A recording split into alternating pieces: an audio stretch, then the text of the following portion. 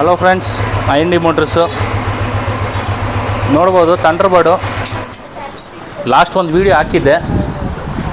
ಇದು ಕಂಪ್ಲೀಟ್ ಗಾಡಿ ರೆಡಿ ಆಗಕ್ಕೆ ಬಂದಿರೋದು. ಗಾಡಿದಲ್ಲಿ ತುಂಬ ಕೆಲಸ ಆಯಿತು. ಈ ಗಾಡಿನೂ ಕಸ್ಟಮರ್ ಸರ್ವಿಸಿಂಗ್ ಮೇಂಟೈನ್ ಮಾಡಿಲ್ಲ. ನಾನು ಸರ್ವಿಸ್ ಮೇಂಟೈನ್ ಅಂತಿಲ್ಲಲ್ವ, ಈ ಗಾಡಿನೂ ಕಂಪ್ಲೀಟ್ ಗಾಡಿ ಸರ್ವಿಸಿಂಗ್ ಮೇಂಟೆನೆನ್ಸ್ ಆಗಿಲ್ಲ. ಹಿಂದೆ ಡಿಸ್ಕ್ ಪ್ಲೇಟು ಕಂಪ್ಲೀಟ್ ಹೋಗ್ಬಿಟ್ಟಿತ್ತು. ಇವಾಗ ಹೊಸ ಪ್ಲೇಟ್ ಇದೆ, ಹೊಸ ಪ್ಯಾಡು ಎಲ್ಲ ಚೇಂಜ್ ಆಗಿದೆ. ಆಮೇಲೆ ಕ್ಲಚ್ ಒನ್ ವೇ ಕೂಡ ಉಷ್ಟು, ಸೆಲ್ಫ್ ಯೂಸ್ ಆಗ್ತಾಯಿದ್ದಿಲ್ಲ. ಬ್ಯಾಟ್ರಿ ಕೂಡ ಹೋಗಿದೆ. ಫ್ರಂಟ್ ಸ್ಪೋಕ್ಸ್ ಎಲ್ಲ ಫುಲ್ ಲೂಸ್ ಆಗಿ, ಬೇರಿಂಗ್ ಎಲ್ಲ ಲೂಸ್ ಆಗಿ ಗಾಡಿ ಓಡಿಸೋದು ಕಂಡೀಷನಲ್ಲಿಲ್ಲ. ಆ ಥರ ಇತ್ತು ಗಾಡಿದು. ಆಮೇಲೆ ಸೀಟ್ ಕವರ್ಸು ಕಂಪ್ಲೀಟ್ ಸರ್ವಿಸಿಂಗ್. ಗಾಡಿ ಕಂಪ್ಲೀಟ್ ಸರ್ವಿಸ್ ಆಗಿದೆ. ಈವನ್ ಮೀಟ್ರ್ ಕೂಡ ವರ್ಕಬಲ್ ಇತ್ತು. ಮೀನ್ಸ್ ಇದ್ರದ್ದು IC ಹೋಗ್ಬಿಟ್ಟು ಆನ್ ಆಗ್ತಾಯಿದ್ದಿಲ್ಲ. ಸೊ ಮೀಟ್ರ್ ಕೂಡ ರಿಪೇರ್ ಆಗಿದೆ. ನೋಡ್ಬೋದು, ಜಿನಿಯನ್ ರೀಡಿಂಗ್ ಇದು.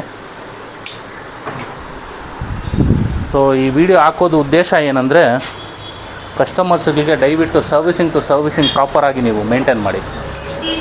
ಇಲ್ಲಾಂದರೆ ಗಾಡಿ ಇದರಲ್ಲಿ ತುಂಬ ಖರ್ಚು ಬಂದರೆ ನಿಮಗೆ ಲಾಸು.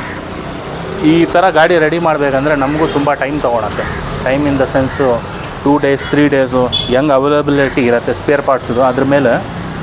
ಸೊ ಕಸ್ಟಮರ್ಸು ನೀವು ನಿಮ್ಮ ಗಾಡಿನ ಸ್ವಲ್ಪ ನೀಟಾಗಿ ಮೇಂಟೈನ್ ಮಾಡಿ. ಆಮೇಲೆ ಎಲ್ಲ ಮೆಕ್ಯಾನಿಕ್ಗಳು ಇದೇ ಥರ ನೀಟಾಗಿ ರೆಡಿ ಮಾಡಿಕೊಡಲ್ಲ. ಸುಮಾರು ಕಡೆ ನೀವು ಓಡಾಡಬೇಕಾಗಿ ಬರುತ್ತೆ. ಸೊ ಈ ಥರ ಗಾಡಿ ಯಾರಿಗಾದ್ರೂ ರೆಡಿ ಮಾಡಬೇಕಂದ್ರೆ ನಂದು ಗ್ಯಾರೇಜ್ ಹೆಸರು IND ಮೋಟರ್ಸು. ನೀವು ಗೂಗಲ್ ಮಾಡಿ, ಲೊಕೇಶನ್ ಸಿಗುತ್ತೆ.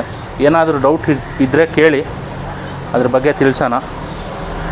ಇದು ಒಂದು ಸಣ್ಣ ಮಾಹಿತಿ ಈ ರಾಯಲ್ ಎನ್ಫೀಲ್ಡ್ ಬಗ್ಗೆ. ಯಾಕಂದರೆ ಈ ಗಾಡಿಗಳು ಬಂದುಬಿಟ್ಟು ಸ್ವಲ್ಪ ಹೆಂಗಂದರೆ ಸಾಫ್ಟಾಗಿ ಮೇಂಟೈನ್ ಮಾಡಬೇಕು. ಒಳ್ಳೆ ಗಾಡಿ ಮೇಂಟೈನ್ ಮಾಡಿದ್ರೆ. ಓಕೆನಾ ಫ್ರೆಂಡ್ಸ್, ಥ್ಯಾಂಕ್ ಯು.